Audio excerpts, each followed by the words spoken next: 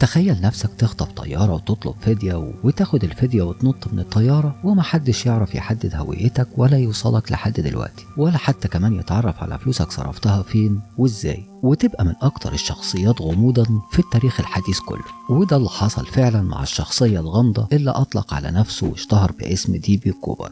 تعالوا نتعرف سوا على تفاصيل قصة اغرب واذكى اشهر عملية اختطاف طائرة في التاريخ، دي.بي. كوبر. الحكاية بدأت بعد ظهر الأربعاء يوم 24 نوفمبر من عام 1971، لما اشترى الراجل ده تذكرة طيران باستخدام الاسم المستعار اللي اتعرف بيه بعدين دان كوبر. وفي سياق الفيديو هنعرف أصل الاسم التاريخي ده.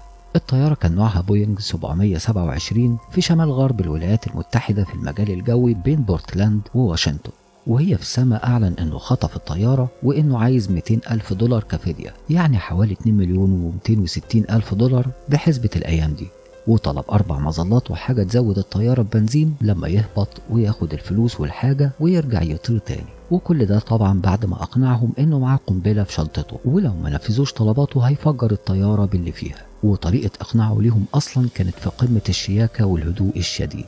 بمجرد ما الطيارة طارت في الجو استدار كوبر وسلم ظرف مغلق للمضيفة فلورينس شافنر. فتحت المضيفة الظرف لقت رسالة مكتوبة بخط الإيد بتقول بكل هدوء إنه شايل قنبلة معاه في الشنطة. قعدت شافنر مجبرة جنبه عشان يفتح لها الشنطة بتاعته وتلمح 8 أصابع من الديناميت جوه شنطته. الطيار ويليام سكوت كابتن الطائرة لما وصلته طلبات الخاطف اتصل بمراقبة الحركة الجوية في مطار سيتال تاكوما، واللي بدورها بلغت السلطات المحلية والاتحادية. وعشان يطمنوا باقي الركاب واللي كان عددهم 36 وما يقلقهمش ويعرضوا حياتهم للخطر، ادوهم معلومات كاذبة بأن وصولهم لستال هيتأخر بسبب مشاكل ميكانيكية بسيطة. رئيس خطوط نورث ويست دونالد نيورو أذن لهم بدفع الفدية وأمر جميع الموظفين بالتعامل الكامل مع طلبات الخاطف. الطيارة طارت حوالين المطار لمدة ساعتين تقريبا للسماح لشرطة سيتال ومكتب التحقيقات الفيدرالي بوقت كافي لتجميع المظلات وأموال الفدية اللي طلبها كوبر، ونفذ خطته وخلى الطيارة هبطت، أخذ الفلوس والمظلات وزود الطيارة بالوقود وخلاها تطير تاني. وهي في الجو فتح الباب الخلفي للطيارة بعد ما لف المظلة على وسطه ونط بالفلوس، وهنا بدأت التحقيقات. الفلوس المتسلسلة واللي انتشرت في الجرائد ما ظهرش منها جنيه واحد رغم الإغراءات والمكافآت اللي حطها المحققين والصحف. في فبراير عام 1980 عيل صغير لقى كمية قليلة من أموال الفدية على طول ضفاف نهر كولومبيا وهو بيقلب في الرملة. أثار الاكتشاف ده اهتمام متجدد بالقضية، لكنه عمق في نهاية المطاف الغموض اللي بيدور حواليها. وعلى الرغم من التحقيق المطول لمكتب التحقيقات الفيدرالي ما تمش تحديد الجاني أو التعرف عليه أو حتى الوصول لباقي فلوس الفدية.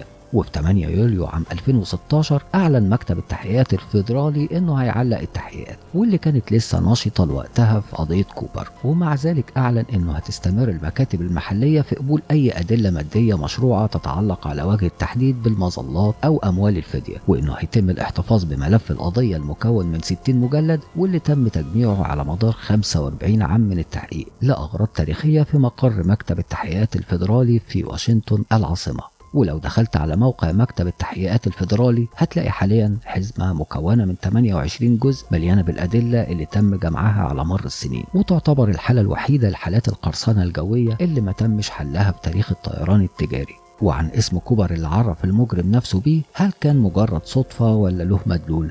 المحققين افترضوا ان كوبر اخذ اسمه المستعار ده من سلسلة كتب هزلية بلجيكية شهيرة في السبعينات، واللي فيها البطل الخيالي اسمه كان دان كوبر، وهو طيار تجريبي لسلاح الجو الملكي الكندي، شارك في كتير من المغامرات البطولية بما فيها القفز بالمظلات.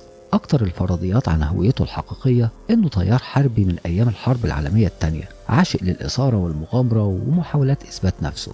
عرفوا ده من حاجات كتير زي اختياره لنوع الطيارة دي بالذات علشان يخطفها، ومعرفته الدقيقة لتضاريس المكان اللي فوقه الطيارة، وإنه طلب 4 مظلات لاحتمالية إنه ياخد رهينة تقفز معاه. والأمور دي وأمور تانية محدش يعرفها متجمعة غير حد متخصص.